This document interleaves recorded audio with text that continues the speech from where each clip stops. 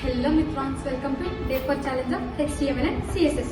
ఈ వారం మనం డిస్కస్ చేసుకునే టాపిక్ ఏంటంటే సిమాంటిక్ HTML. అసలు ఫస్ట్లీ సిమాంటిక్ అంటే ఏంటో చూసేద్దాం భయ.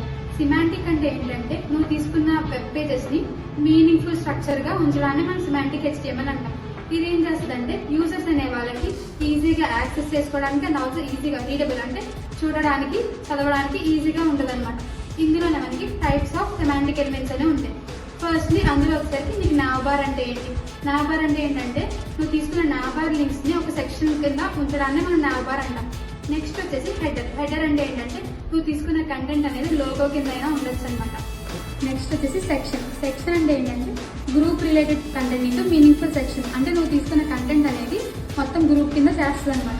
నెక్స్ట్ వచ్చేసి ఫూటర్ లో ఏం చేస్తామంటే మనం contact informations and also copy rights links అనేవి మనం ప్రొవైడ్ చేస్తాం అనమాట.